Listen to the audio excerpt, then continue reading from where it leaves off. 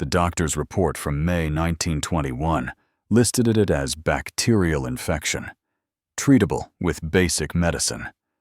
But 4 graves on the perimeter of Hex Hollow told a different story.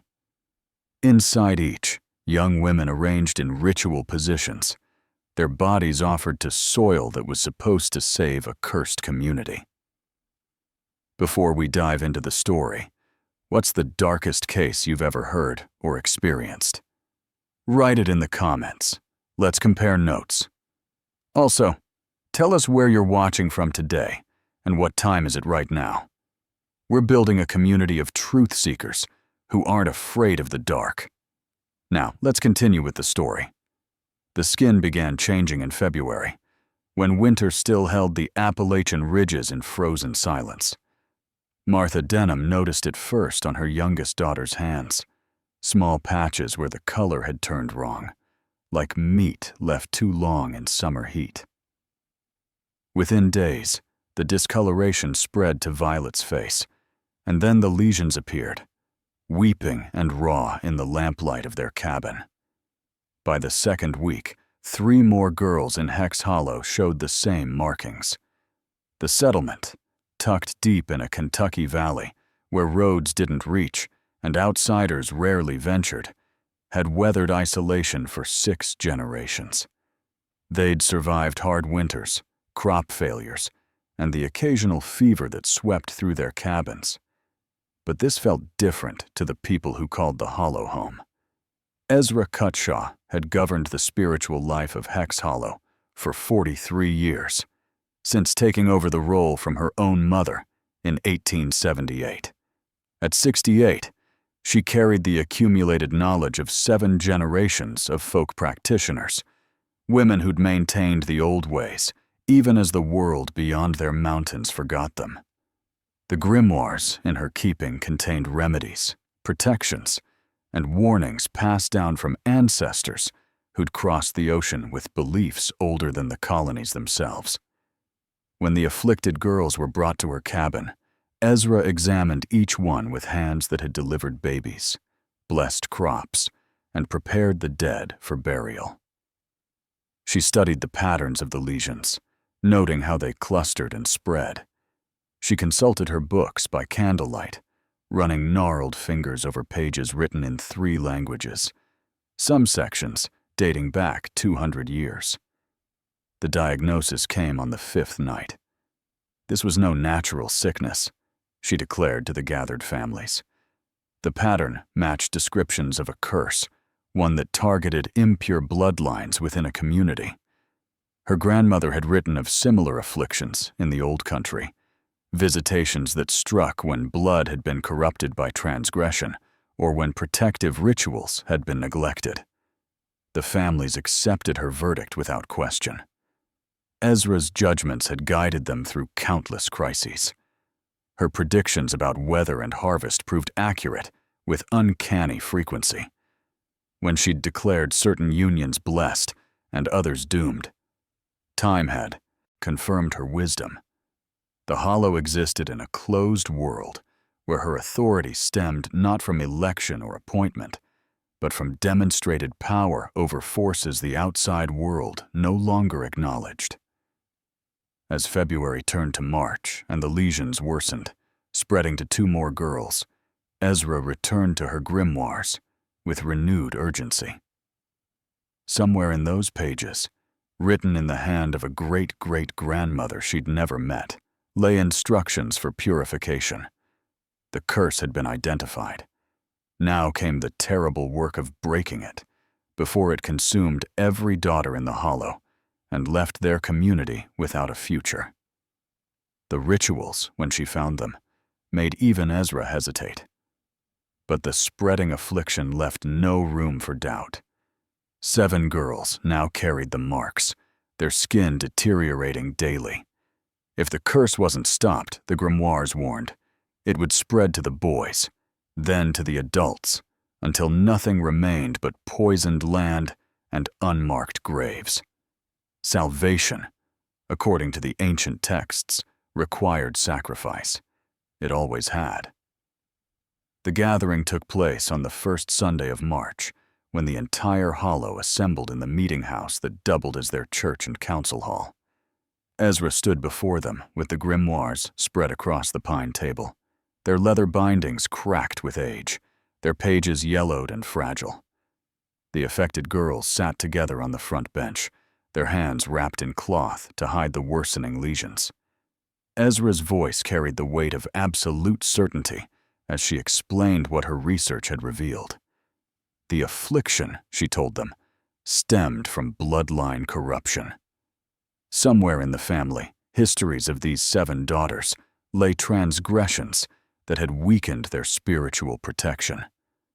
The curse had found the weak points in the community's armor and was exploiting them, using these girls as entry points to destroy them all. She read passages from the oldest grimoire, sections written by her great-great-grandmother Temperance, who documented similar occurrences in Scotland before the family's migration. The language was archaic, mixing English with words from older tongues, but the meaning came through clear enough. Impure blood called to dark forces. Once such forces gained purchase in a community, they spread like rot through timber, consuming everything unless drastic measures were taken. The families of the afflicted girls listened with growing dread. No one questioned whether Ezra's interpretation might be wrong. In Hex Hollow, doubt itself was dangerous, a crack in the collective faith that kept their isolated world functioning. They'd seen her predictions come true too many times, watched her remedies work when nothing else would. If Ezra said their daughters carried tainted bloodlines, then it must be true. But identifying the problem was only the beginning. Ezra turned to the sections of the grimoires that dealt with purification, and here her voice grew heavier. The rituals required were ancient, practices that even her grandmother had only recorded without ever implementing.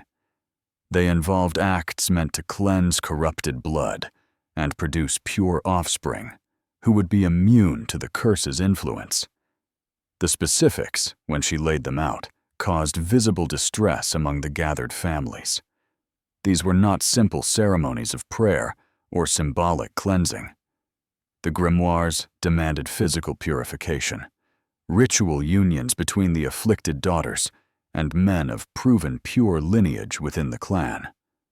Only through conceiving children of untainted blood could the curse be broken and the girls themselves be saved.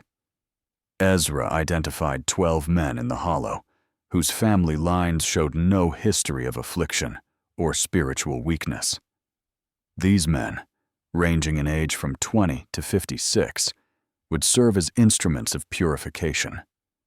The unions would take place in the ritual house, the old stone structure at the edge of settlement that had been used for important ceremonies since the Hollow's founding. Everything would be conducted according to the precise instructions left by the ancestors who dealt with similar curses generations ago. The mothers of the afflicted girls wept, but they didn't protest. The alternative, as Ezra made clear, was watching the curse consume not just their daughters, but eventually every child in the hollow. The skin rot would spread, the lesions would worsen, and within a year, there would be nothing left but a valley full of graves. The grimoires showed what happened to communities that failed to act decisively against such afflictions. None of those settlements had survived. Ezra also explained the timeline. The purification rituals would begin immediately and continue through the spring. The girls would be monitored closely for signs of pregnancy. Those who conceived would prove their bloodlines capable of redemption. Those who failed to conceive after repeated rituals would demonstrate that their corruption ran too deep, that their very essence had been compromised beyond salvation. She didn't elaborate on what would happen to those who failed. The grimoires were explicit enough on that point, and everyone in the meeting house understood. The curse demanded blood to be satisfied. If purification through conception proved impossible, then purification through sacrifice would become necessary. 4 graves or 40, the choice belonged to how thoroughly they implemented the ancient protocols. The vote, when it came, was unanimous. Every family agreed to Ezra's plan, even the parents of the afflicted girls. In their isolated world, where the nearest town lay 2 days' travel away and modern medicine remained an abstract concept, the matriarch's word was law.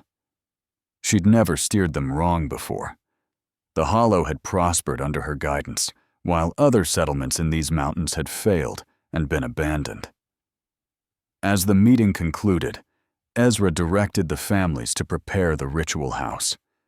It would need to be cleansed and consecrated according to specific instructions. The afflicted girls would be brought there the following week to begin the purification ceremonies. Time was critical now. Each day of delay allowed the curse to strengthen its grip. The 7 daughters left the meeting house with their families, their futures decided by beliefs older than the nation itself. None of them had been asked for consent. In Hex Hollow, individual will bent before collective survival, and survival depended on maintaining the old ways, no matter how terrible those ways might be. The 7 daughters represented 3 interconnected families that formed the core of Hex Hollow's population. The Denhams contributed 3 girls, Violet at 17, her cousin Pearl at 19, and their second cousin Ruth at 21. The Spurlock family provided 2 sisters, Ida at 20, and Cora at 23. The remaining 2 came from the Tackett line, distant relations named Fern and Hazel, both 18 years old. These weren't strangers to the community or to each other. They'd grown up playing together in the same creek beds, helping with the same harvests, attending the same Sunday gatherings. Their mothers had birthed them with Ezra's assistance, and the matriarch had blessed each one as an infant, marking them as protected members of the clan. Now those same girls sat in their family cabins, watching the lesions spread across their skin, knowing what awaited them in the ritual house. The Denham family took the verdict hardest. Samuel Denham, father to Violet and uncle to Pearl, had always been a quiet man who trusted in the old ways without fully understanding them. His wife Margaret spent the days after the meeting in silent tears, preparing her daughter's belongings for the move to the ritual house. They'd raised Violet to be obedient, to trust in community wisdom, to never question the matriarch's guidance. Now that upbringing meant their child would endure what no parent wanted to imagine. But Samuel didn't protest. He'd seen what happened to families who broke from the community's decisions. 20 years earlier, the Carmichael family had refused to participate in a required ritual, claiming it went against Christian teaching. Within a month, their crops had failed completely while everyone else's flourished. Within 6 months, 2 of their children had died of fever. They'd left the Hollow in disgrace, and no one knew what became of them after that. The lesson was clear. Individual conscience meant nothing against collective survival. The Spurlock sisters handled their fate differently. Ida, the younger one, retreated into herself, speaking only when directly addressed, moving through the cabin like a ghost. But Cora maintained an eerie calm that unsettled her parents. She'd always been the more spiritual of the 2, spending hours with Ezra learning herb lore and basic divination. If the matriarch said this was necessary, Cora seemed to believe it absolutely. She told her weeping mother that suffering in service of the community's protection was an honor, not a tragedy. The Tackett cousins, Fern and Hazel, were orphans being raised by their grandmother, old Beulah Tackett. Beulah had lost her own daughter to childbirth fever 3 years prior, and these girls were all she had left of her bloodline. When Ezra delivered the verdict, Beulah had nodded slowly, her weathered face showing no emotion. She'd lived through enough hardship to understand that survival often demanded terrible prices. If her granddaughters had to endure the purification rituals to save the Hollow, then they would endure them. What made the situation more complex was that several of the designated men came from these same family lines. The Hollow's isolation meant everyone was related in some way. Cousins, married cousins, and family trees looped back on themselves across generations. The 12 men Ezra had selected as having pure lineages included brothers, uncles, and distant cousins of the afflicted girls. In the outside world, this would have caused immediate alarm. But in Hex Hollow, where bloodlines were carefully tracked for spiritual rather than medical reasons, such connections seemed less important than the purity those bloodlines supposedly carried. The ritual house was prepared over the course of a week. Built from mountain stone over a century earlier, it stood apart from the main cluster of cabins, surrounded by old growth trees that blocked it from easy view. Inside, the space was simple. A dirt floor, stone walls, a single room with a raised platform at one end. Windows had been covered with heavy cloth. The only light would come from candles arranged in patterns specified by the grimoires. Women from the families spent days cleaning and consecrating the space according to Ezra's instructions. They burned specific herbs, traced protective symbols on the walls with mixtures of ash and rendered fat, arranged the candles in geometric patterns that supposedly channeled benevolent forces while repelling malevolent ones. The platform was covered with blankets woven from wool the community had produced themselves, every thread spun by hands that had prayed over the work. On the morning the rituals were set to begin, the 7 daughters were brought to the ritual house together. They wore simple white shifts, their hair unbound as the grimoires required. Their families accompanied them to the threshold, but could go no further. Ezra waited inside with 2 older women who would serve as attendants, ensuring the rituals were conducted precisely as the ancient texts demanded. The matriarch spoke briefly to the assembled families before the door closed. She reminded them that what happened inside the ritual house served a purpose greater than any individual comfort. The curse feeding on their community demanded decisive action. Hesitation or mercy now would doom them all.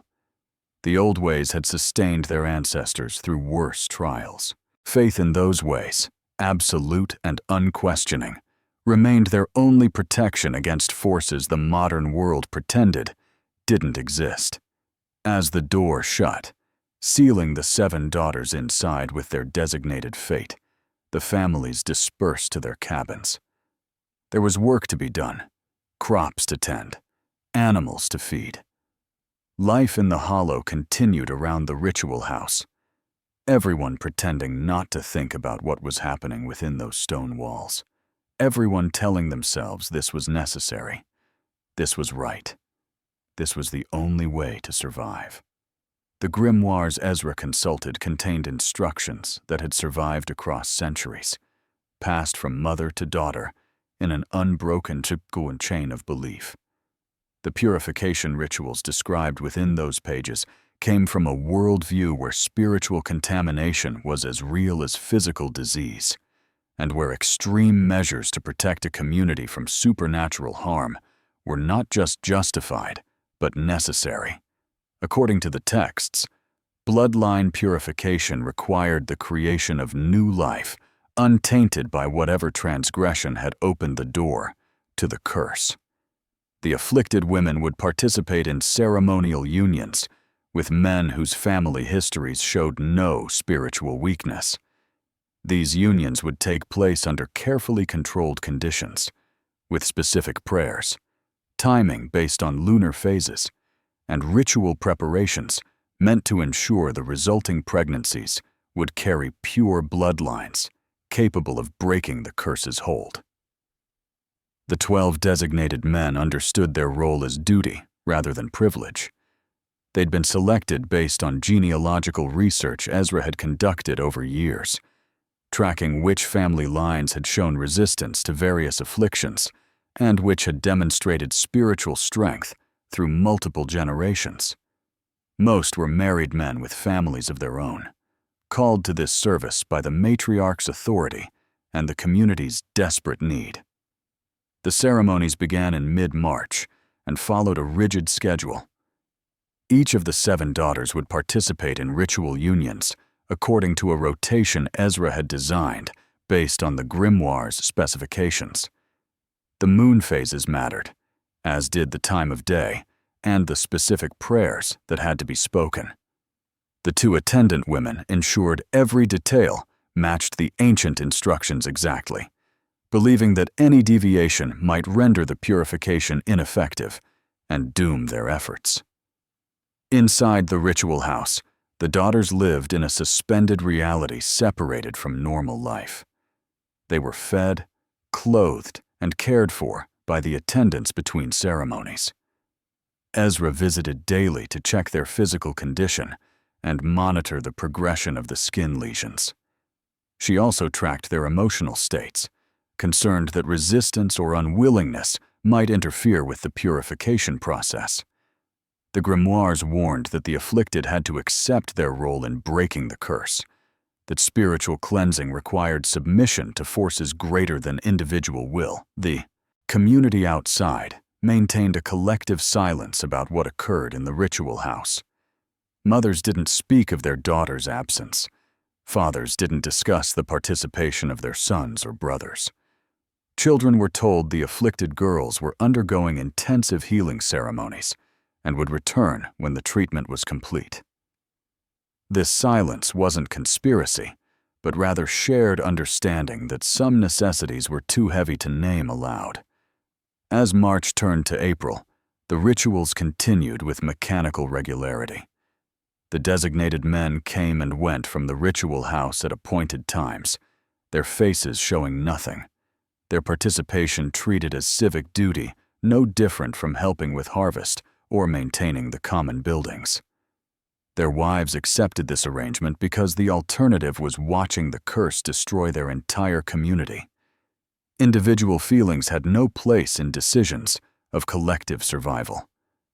Ezra kept meticulous records of everything, documenting dates, times, participants, and observations, in a ledger that mirrored the detailed record-keeping her ancestors had practiced.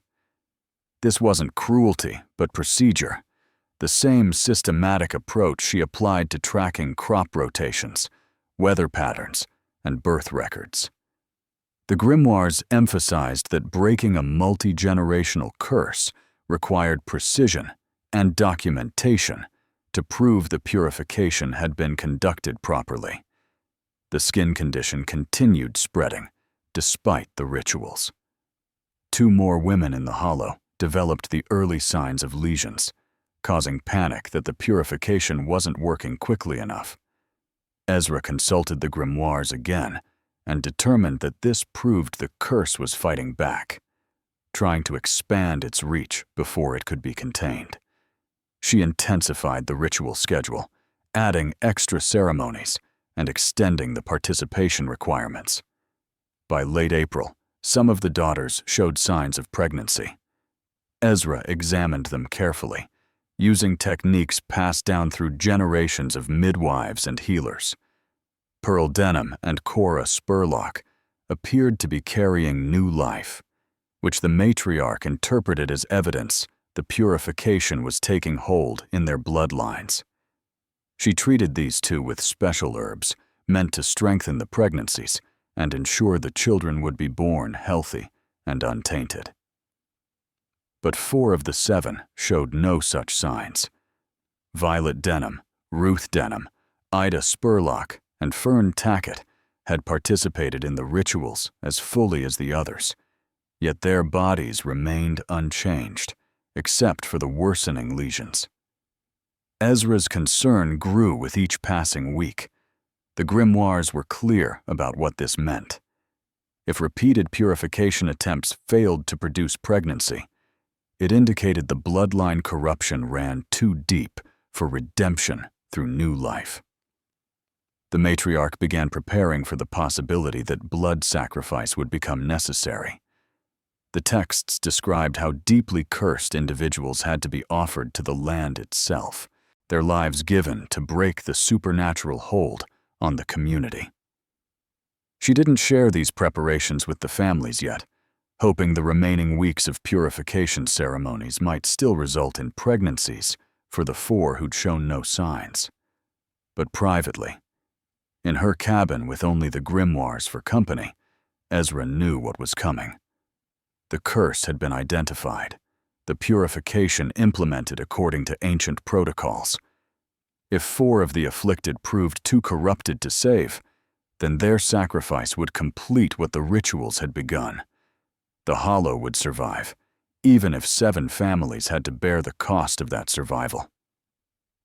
The decision came on the last day of April, when spring rains turned the Hollow into a landscape of mud and flowing water. Ezra gathered the community leaders in her cabin and showed them the documentation she'd kept over 6 weeks of purification ceremonies. Pearl and Cora had conceived, proving their bloodlines could be redeemed. Hazel Tackett, though showing no definite signs yet, still had time according to the lunar calendar the grimoires prescribed. But 4 daughters had failed completely. Despite following every protocol, participating in every ceremony, accepting every requirement the ancient texts demanded, their bodies remained unchanged, except for the spreading lesions. Violet Denham's skin had deteriorated so badly, her hands could barely function. Ruth Denham showed signs of infection setting into the open sores. Ida Spurlock had developed a fever that wouldn't break. Fern Tackett could no longer open her left eye, the tissue around it too damaged. The grimoires left no ambiguity about what this meant. When purification through new life failed, purification through death became mandatory. The curse had marked these 4 as vessels too corrupted to save, and their continued existence threatened everyone else. They had to be given to the land itself, their blood offered in ritual sacrifice to break the supernatural hold on the community. Ezra read the relevant passages aloud to the assembled leaders. The sacrifices had to occur during specific lunar phases, with the bodies buried at the 4 cardinal points around the Hollow's perimeter to create a protective barrier.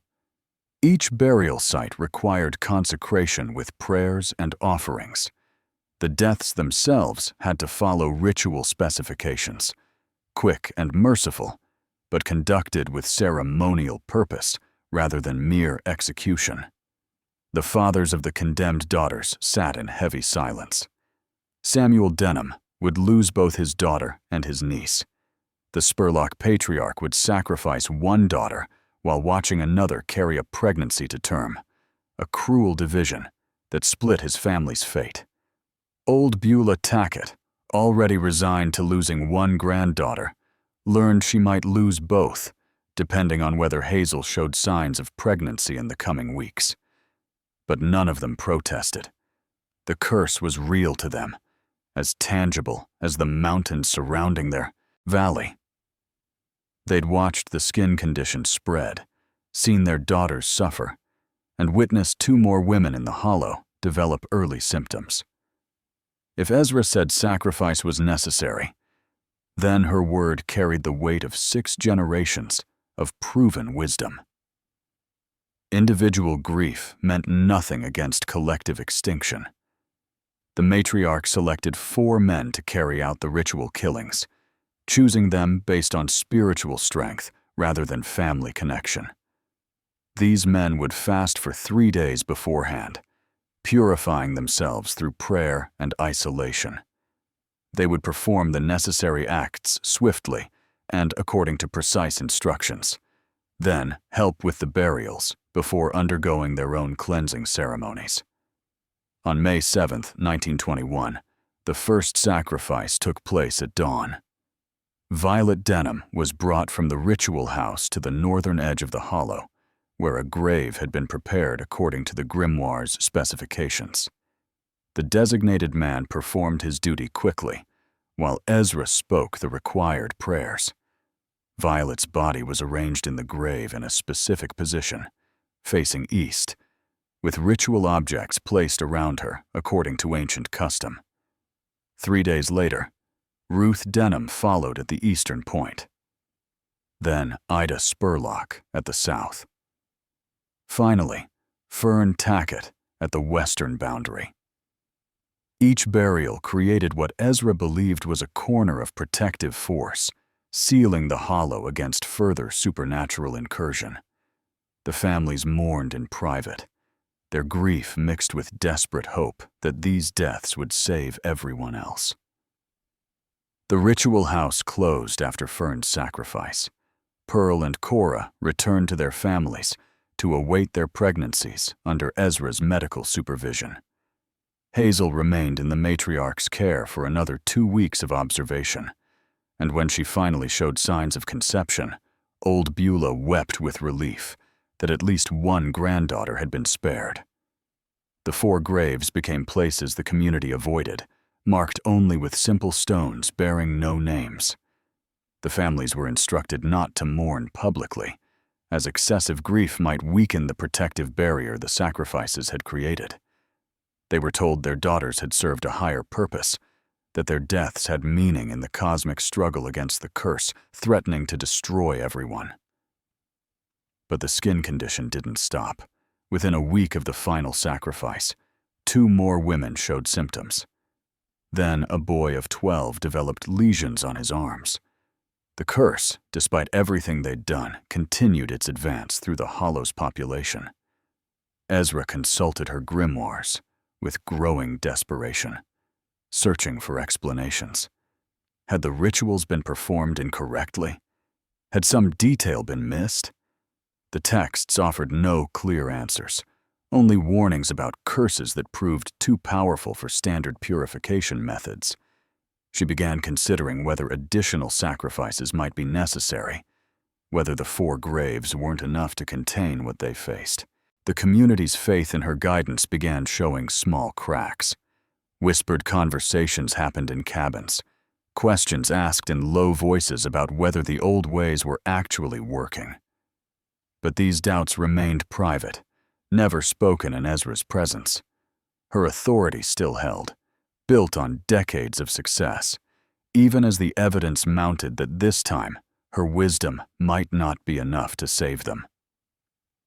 The spreading condition created panic that no amount of ritual could contain. By mid-May, 11 people in Hex Hollow showed symptoms of varying severity. The pattern made no sense according to Ezra's understanding of curses. The sacrifices should have created a protective barrier. The pregnancies of Pearl, Cora, and Hazel should have introduced pure bloodlines that pushed back against the corruption. Yet the lesions continued appearing on new victims with terrifying randomness. Thomas Spurlock, father to both Ida and Cora, developed patches of discoloration on his neck and chest. His wife Martha showed early signs on her hands within days. The 12-year-old boy, Daniel Denham, saw his arm lesions spread to his face, despite Ezra's intensive herbal treatments. Even one of the designated men who'd participated in the purification rituals began showing symptoms, which seemed to contradict everything the grimoires had promised about spiritual protection through service. The community's faith in the matriarch's guidance faced its severest test. Families who'd sacrificed their daughters watched the curse continue unabated. Parents who'd allowed their sons to participate in the rituals saw no divine protection materializing. The old certainties that had governed Hex Hollow for generations began crumbling under the weight of undeniable evidence that something was deeply wrong. Ezra retreated into obsessive consultation with her grimoires, searching for precedents or explanations. She found references to curses that required multiple rounds of sacrifice, to supernatural forces so powerful they demanded escalating offerings. One passage, written in her grandmother's hand, described a Scottish village that had sacrificed half its population before finally breaking free of a bloodline curse. The implication was clear. They might have acted, but perhaps not decisively enough. She called another gathering of community leaders in late May, presenting her findings with the same authoritative certainty she'd always projected. The curse was more powerful than initially assessed, she explained. The 4 sacrifices had weakened it, but not broken it. Additional offerings would be necessary, more graves at additional points around the hollow's perimeter. They needed 8 sacrifice sites total, not 4, to create a complete seal against the supernatural threat. This time, the response was different. Samuel Denham, who'd already lost a daughter and niece, stood and spoke against the plan. His voice shook with grief and rage barely controlled. 4 graves hadn't stopped the curse. His son Daniel now carried lesions. How many more children would they bury before admitting the rituals weren't working? How many more families had to be destroyed chasing protections that never materialized? Others joined his dissent. Beulah Tackett, usually silent and accepting, demanded to know why the sacrifices had changed nothing. Thomas Spurlock, watching his wife develop symptoms while his surviving daughter grew round with pregnancy, questioned whether the grimoires contained wisdom or just inherited superstition. These weren't young radicals questioning tradition, but elders who'd lived their entire lives trusting in the old ways. Ezra responded with fury. Doubt itself fed the curse, she declared. Questioning the ancient wisdom weakened their collective spiritual defense. The rituals were working, but slowly, and any hesitation now would doom them all. She reminded them of her 43 years guiding the Hollow successfully, of predictions proven true, of treatments that worked when nothing else would. Were they really prepared to abandon her guidance based on temporary setbacks? The meeting dissolved without resolution, families returning to their cabins in fractured confusion. Some still believed absolutely in Ezra's authority. Others harbored growing doubts they didn't dare voice too loudly. The community that had always functioned as a unified entity found itself splitting along fault lines of faith and skepticism. Meanwhile, the condition progressed in those already afflicted. Daniel Denham's fever worsened, despite every remedy Ezra attempted. Thomas Spurlock's lesions became infected, the same pattern that had preceded the deaths of the sacrificed daughters. Martha Spurlock could no longer use her hands for detailed work. The suffering was becoming impossible to ignore or rationalize as necessary spiritual cleansing.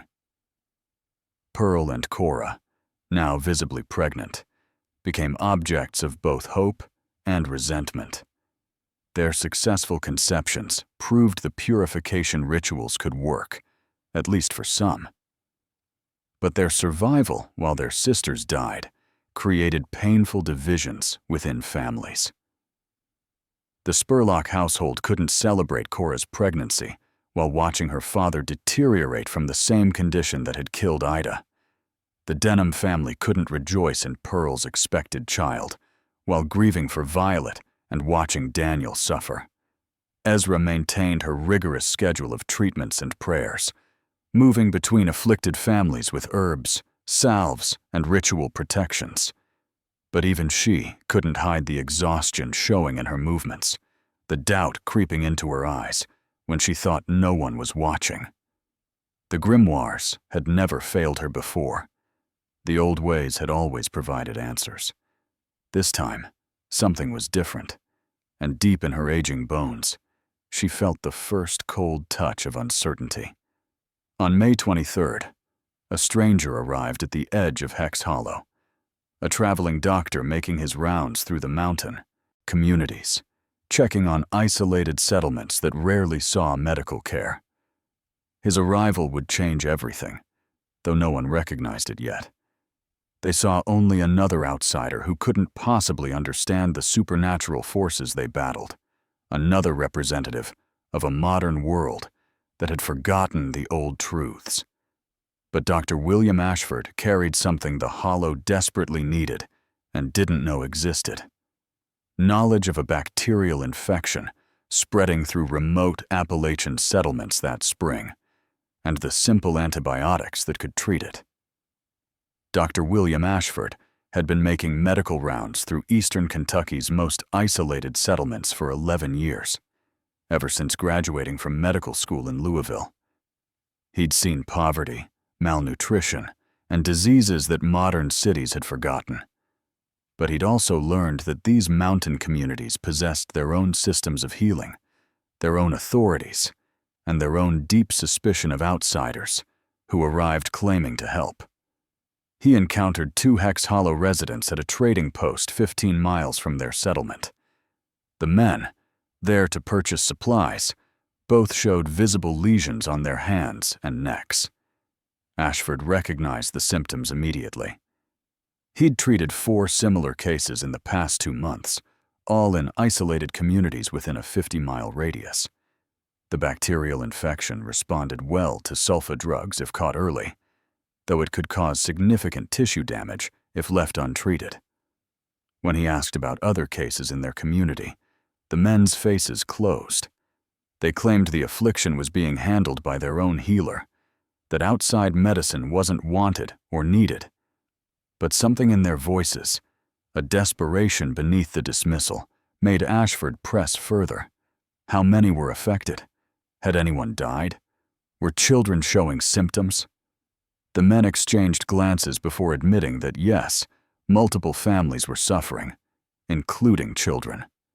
Their healer was very experienced, they insisted, trained by generations of knowledge. But Ashford noticed how their hands trembled slightly, how they kept touching the lesions as if reassuring themselves the flesh was still there.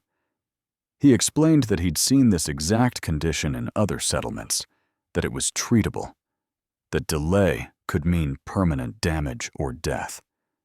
After much persuasion, they agreed to let him visit the Hollow, though they warned he wouldn't be welcome. Their healer held absolute authority, and suggestions from outsiders were typically rejected as interference. Ashford promised to be respectful, to defer to local customs, to simply offer information and leave the decisions to the community. He'd learned long ago that forcing modern medicine on traditional communities only created resistance.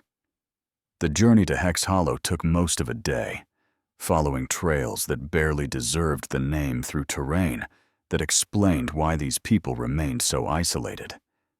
When they finally descended into the valley, Ashford counted roughly 30 cabins clustered in a settlement pattern that spoke of tight communal bonds. But the atmosphere felt wrong. No children played outside. Adults moved between buildings with hurried, furtive motions. The whole place carried the weight of a community under siege. The men brought him directly to Ezra's cabin, where the matriarch received him with cold formality.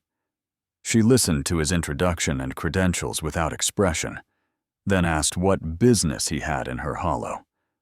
Ashford explained carefully, showing respect for her position while describing the bacterial infection he'd been tracking. He'd brought sulfa drugs that could treat it effectively. He'd seen similar outbreaks resolve within weeks once proper medicine was administered. Ezra's response was measured but firm. Her people suffered from a spiritual affliction, not a physical disease. She'd been treating curses and supernatural threats for over 4 decades. She knew the difference between mundane illness and the kind of corruption that required ritual purification. His medicines, however well-intentioned, addressed the wrong problem entirely. Ashford tried a different approach. Could he at least examine some of the afflicted? Medical examination wouldn't interfere with her spiritual treatments. If he was wrong about the bacterial cause, he'd admit it and leave. But if the symptoms matched what he'd successfully treated elsewhere, wouldn't that information be valuable? He noticed the deep exhaustion in her eyes, the uncertainty she tried to hide beneath authoritative certainty. Before Ezra could refuse, Samuel Denham arrived at the cabin with his son Daniel. The boy's condition had deteriorated badly in recent days, his fever dangerously high, the lesions covering much of his face and arms. Samuel's voice broke as he begged Ezra to let the doctor try. 4 graves already marked their failed attempts at spiritual healing. His son was dying. What harm could examining him cause? Other families, hearing of the doctor's presence, began gathering outside Ezra's cabin. Thomas and Martha Spurlock arrived, both showing advanced symptoms. Beulah Tackett came with concerns about Hazel, whose pregnancy complicated her treatment. The dissenting voices from the previous community meeting found courage in numbers, pleading for the matriarch to at least hear what the doctor offered. Ezra felt control slipping from her grasp for the first time in decades. These were her people, families she'd guided through births, deaths, marriages, and countless smaller crises. She'd always known what to do, always had answers from the grimoires and her accumulated wisdom. But now they looked at her with hope directed toward a stranger, toward knowledge systems she'd taught them to distrust. Dr. Ashford maintained his respectful demeanor, never challenging her authority directly, simply asking permission to examine the afflicted. He pulled out his medical bag and showed her the vials of sulfa drugs, explaining their mechanism, in terms she could understand. He described the other communities where he'd successfully treated identical symptoms. He acknowledged that he couldn't explain everything through modern medicine, but in this specific case, the evidence strongly suggested a bacterial cause. Finally, Ezra gave reluctant permission. He could examine Daniel and a few others, could offer his diagnosis, but the decision about treatment would remain hers. She wouldn't abandon the old ways based on one outsider's opinion, but she would hear him out. The grimoires themselves taught the importance of gathering all available information before making crucial decisions. What Ashford found in his examinations confirmed his initial assessment completely.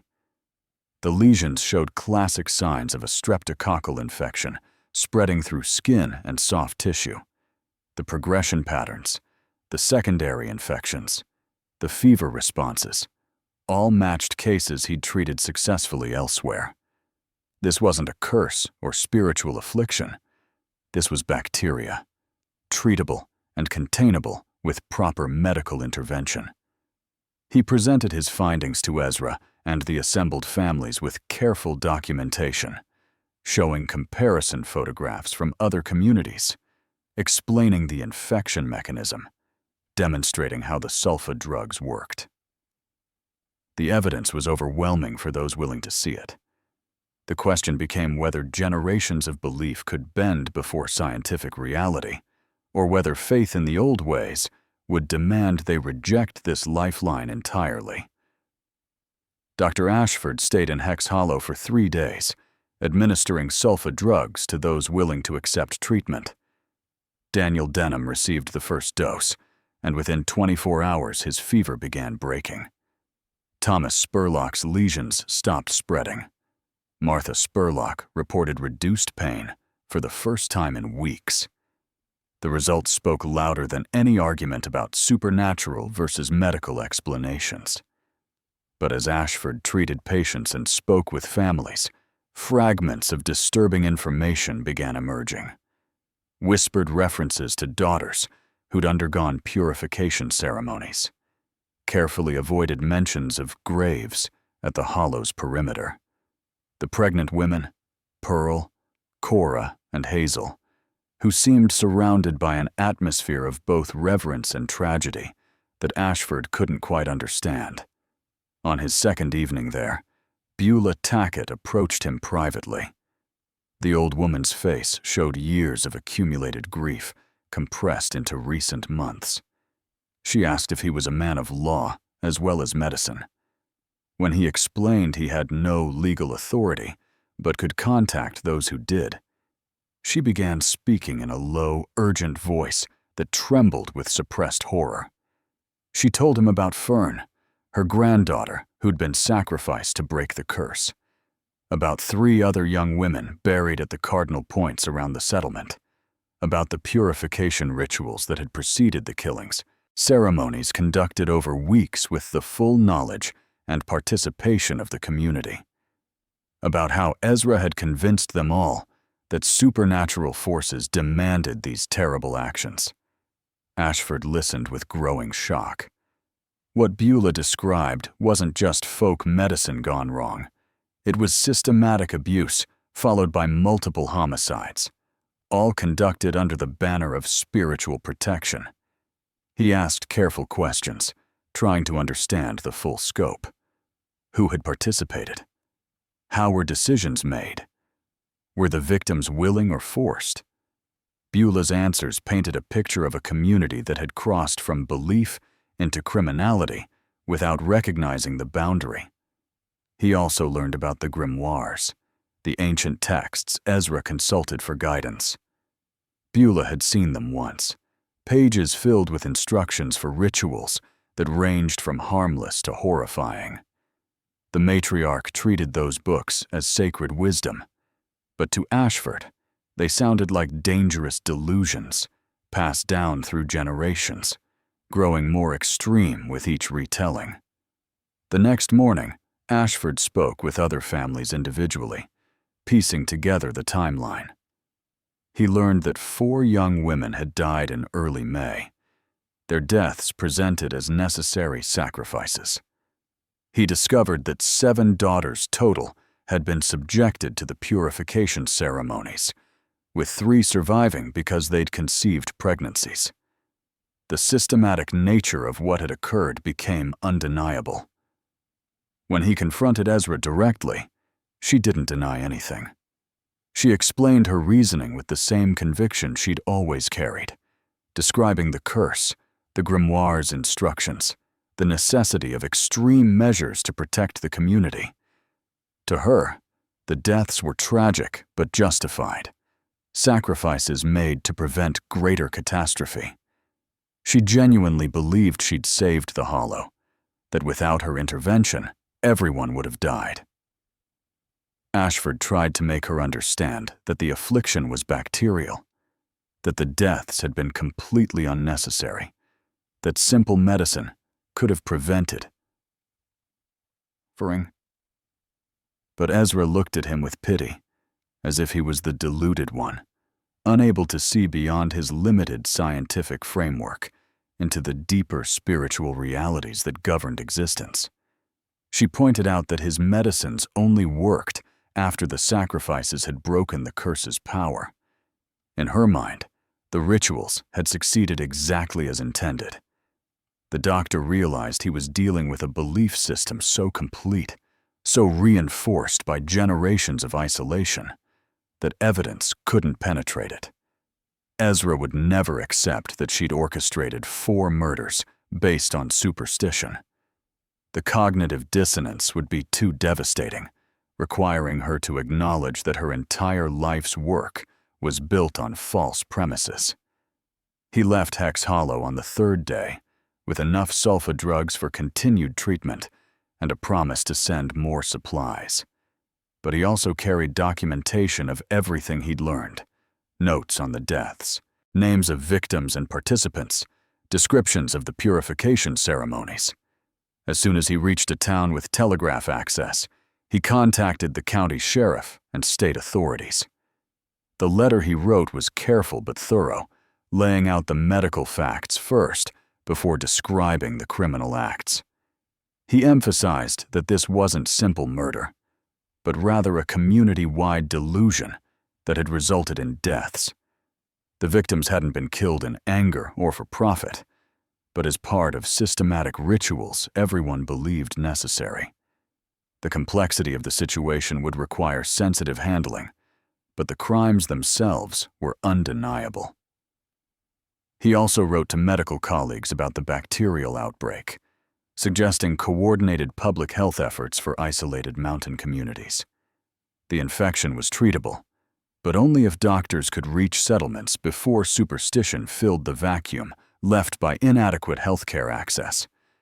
Within a week, state authorities arrived at Hex Hollow with questions that couldn't be deflected or explained away. They came with warrants and legal authority, ready to investigate claims that seemed almost impossible to believe. A community that had practiced ritual human sacrifice in 1921 in the United States, based on grimoires and curse-breaking ceremonies that belonged to medieval Europe. The families of Hex Hollow watched the authorities arrive with mixed emotions. Some felt relief that outside intervention would finally bring justice for the daughters who died unnecessarily. Others feared that their entire way of life was about to be dismantled, that outsiders couldn't possibly understand the context that made their actions seem reasonable at the time.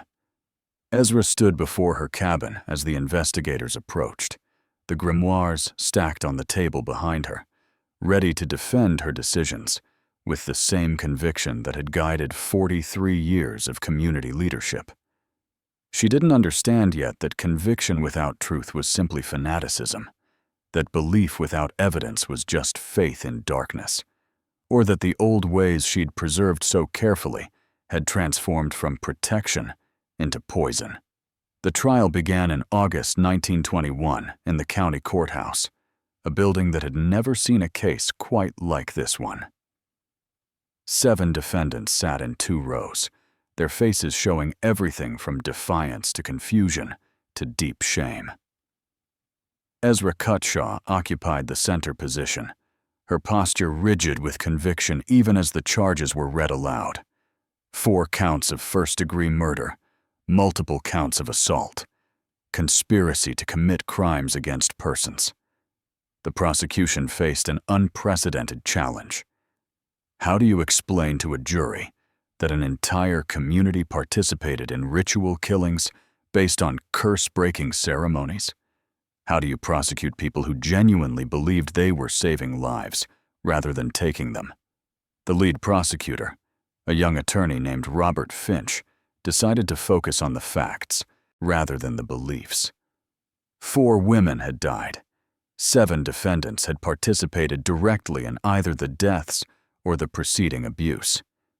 Intent mattered less than outcome. The defense strategy centered on the isolation and closed belief system of Hex Hollow. The attorney, Marcus Thornhill from Louisville, argued that his clients had acted within their cultural framework, following traditions passed down through generations. They hadn't understood they were committing crimes because their entire worldview was built on supernatural premises. This wasn't murder, but rather tragic misunderstanding born from isolation and inadequate education. The courtroom filled with spectators from across the region, drawn by newspaper coverage that sensationalized the case as witchcraft in modern America. Reporters packed the gallery, taking notes for stories that would run in papers from Kentucky to New York. The proceedings became a public examination of how far belief could go before it crossed into criminality, and what responsibility communities bore for actions taken in faith's name. Samuel Denham testified about losing his daughter Violet and niece Ruth to rituals he'd approved because he trusted Ezra's judgment completely. His voice broke as he described watching Daniel recover with Dr. Ashford's medicine, realizing that simple antibiotics could have saved his daughter's life. The courtroom sat in heavy silence as he admitted his own complicity, his failure to question authority even when his instincts screamed that something was wrong. Beulah Tackett spoke about Fern's death with the quiet dignity of someone who'd moved beyond grief into acceptance of unchangeable tragedy. She explained how the Hollow's isolation had created a closed loop of belief where outside information couldn't penetrate. They'd trusted Ezra because she'd been right about so many things over the decades. When she was finally wrong about something catastrophically important, their habit of obedience made questioning impossible. The 3 surviving daughters, Pearl, Cora, and Hazel, testified about the purification ceremonies in clinical, detached voices. The court cleared spectators for their testimony, understanding that details needed to be documented without becoming public spectacle. What they described confirmed the systematic nature of the abuse, the way community participation had normalized what should have been recognized as criminal acts. Dr. Ashford presented medical evidence that proved the affliction was bacterial, entirely treatable, and completely non-supernatural. He showed photographs of tissue samples, explained infection mechanisms, and demonstrated how the sulfa drugs worked. His testimony established beyond doubt that the deaths were unnecessary, that medical science had answers these people simply hadn't known existed. The grimoires themselves became evidence, those ancient texts that had guided Ezra's decisions. Experts examined them, finding a mixture of harmless, folk remedies, agricultural advice, and increasingly disturbing ritual instructions accumulated over centuries. The books revealed how isolated communities could preserve and amplify dangerous beliefs across generations, each keeper adding their own interpretations until fiction became indistinguishable from fact. Ezra took the stand in her own defense, and her testimony revealed the complete conviction of someone who'd never doubted her path. She described her 43 years of service to Hex Hollow, the successful treatments, the accurate predictions, the community guidance that had prevented disasters. She explained the grimoire's wisdom, the necessity of protecting against supernatural threats, the heavy burden of making life and death decisions for collective survival. When Prosecutor Finch asked if she regretted the deaths, Ezra's response chilled the courtroom.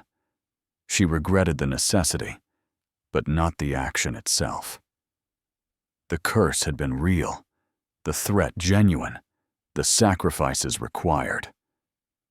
That Dr. Ashford's medicines worked afterward only proved the rituals had succeeded in weakening the supernatural forces enough for mundane treatments to take effect.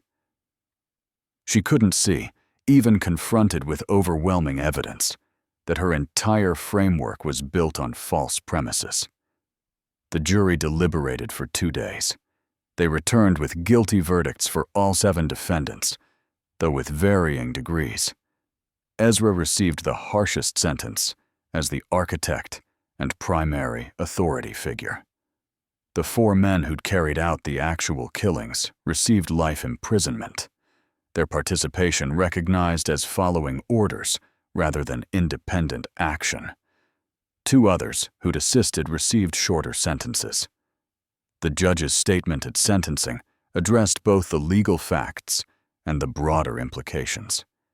These defendants had committed serious crimes regardless of their beliefs, but their case also highlighted the dangers of isolation, the importance of education, and the need for adequate healthcare access in remote communities. Superstition flourished where knowledge couldn't reach, and tragedy followed when unchecked authority met desperate circumstances. For Hex Hollow's remaining families, the verdicts brought no satisfaction. Justice had been served in legal terms, but it couldn't restore the 4 daughters who died unnecessarily or undo the trauma the 3 survivors carried. The community that had functioned as a unified entity for 6 generations found itself broken beyond repair, divided between those who still believed in the old ways and those who recognized they'd been catastrophically wrong. Hex Hollow emptied slowly, like blood draining from a wound that couldn't heal.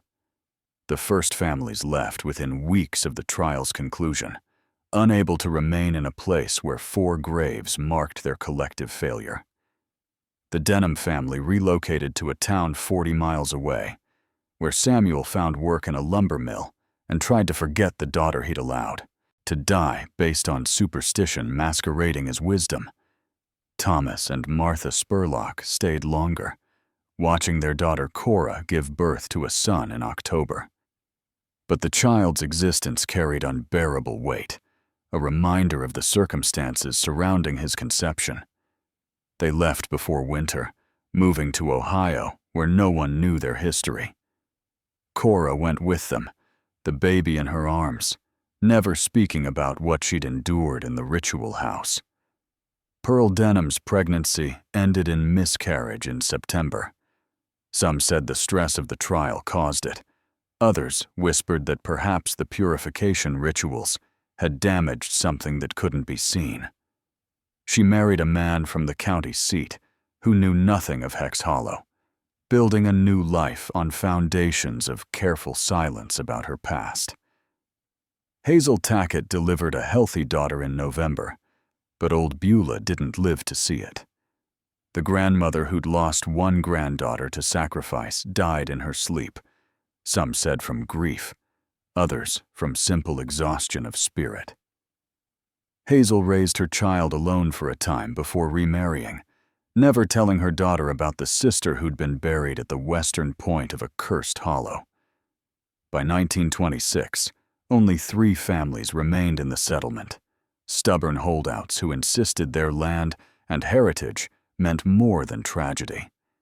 But even they eventually abandoned the hollow when a particularly harsh winter made isolation unbearable. The cabins stood empty, slowly succumbing to weather and time. The ritual house collapsed first, its stone walls crumbling into rubble that disappeared under encroaching vegetation. The 4 graves at the cardinal points remained longer than the buildings, simple stone markers that revealed nothing about the young women buried beneath them. But eventually, even those stones sank into the earth or were carried away by curious visitors who'd heard stories about the witch trial community. Nature reclaimed the land as if Hex Hollow had never existed. Ezra Cutshaw died in prison in 1932, still maintaining that her actions had been necessary and correct. She spent her incarceration copying sections of the grimoires from memory, creating new texts that prison officials eventually confiscated and destroyed. Even facing death, she couldn't abandon the beliefs that had defined her existence.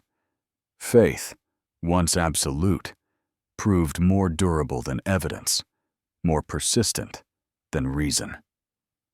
The 4 men who'd carried out the killings served their sentences in different facilities. 2 died in prison. The others were released in the 1940s, broken men who'd spent decades contemplating their participation in acts they'd once thought righteous. Neither could successfully reintegrate into society. The weight of what they'd done, even with good intentions, proved too heavy to carry. Researchers in later decades became fascinated with the Hex Hollow case as an extreme example of how isolation enables dangerous belief systems. Anthropologists studied the grimoires that survived in state archives, tracing their contents back through centuries of folk tradition, mixing European witchcraft beliefs with Appalachian isolation. Psychologists examined how collective delusion could override individual moral judgment when community authority remained unchallenged. The case appeared in academic journals, true crime books, and eventually documentary films.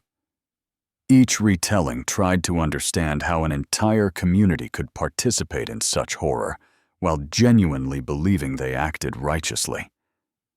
The answer lay in the closed loop of belief, the absence of outside information, the decades of successful predictions that built unquestioning faith in authority, and the desperate fear that accompanied genuine suffering without access to modern medicine. Dr. William Ashford continued his medical rounds through isolated communities for another 30 years, always carrying extra supplies and always watching for signs that superstition might be filling gaps left by inadequate health care. He testified before state committees about the need for better rural medical access, arguing that ignorance created vacuums where dangerous beliefs could flourish. Some of his recommendations were eventually implemented, though too late for the 4 daughters of Hex Hollow.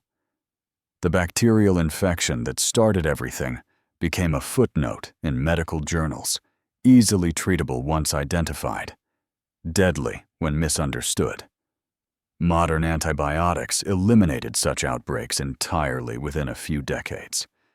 But the psychological and social conditions that allowed Hex Hollow to transform illness into supernatural curse and cure into sacrifice proved harder to eradicate. Today, nothing remains of the settlement except a few foundation stones scattered through Kentucky forest. Hikers occasionally stumble across them without knowing the history. The location isn't marked on maps. The name Hex Hollow exists only in archived court documents and academic papers studying belief systems taken to lethal extremes. But the questions the case raised remain relevant. How do we distinguish faith from delusion? When does cultural tradition become criminal act? What responsibility do communities bear for actions taken collectively? And how do we protect against charismatic authority figures who claim wisdom but offer only conviction unsupported by evidence? The 4 daughters who died, Violet Denham, Ruth Denham, Ida Spurlock, and Fern Tackett, deserved better than graves dug to satisfy imaginary curses. They deserved medicine instead of ritual, science instead of superstition, protection instead of sacrifice. Their deaths accomplished nothing except demonstrating how easily belief becomes fanaticism when sealed away from competing ideas. The real curse on Hex Hollow wasn't supernatural. It was isolation, ignorance, and unquestioned authority combining into a system where terrible acts seemed not just justified, but necessary. That curse can emerge anywhere. Communities become too closed, too certain, too willing to sacrifice individuals for collective salvation, promised by leaders who've never been wrong before, until they are. If this story left you unsettled, that's exactly the point. The scariest monsters aren't supernatural. They're the ones we create through belief without evidence, faith without reason, and tradition without questioning. Hit that like button if you believe truth matters more than comfort. And subscribe, because we're just getting started exposing the darkness that hides in history's forgotten corners. The next case we cover might be even closer to home than you think.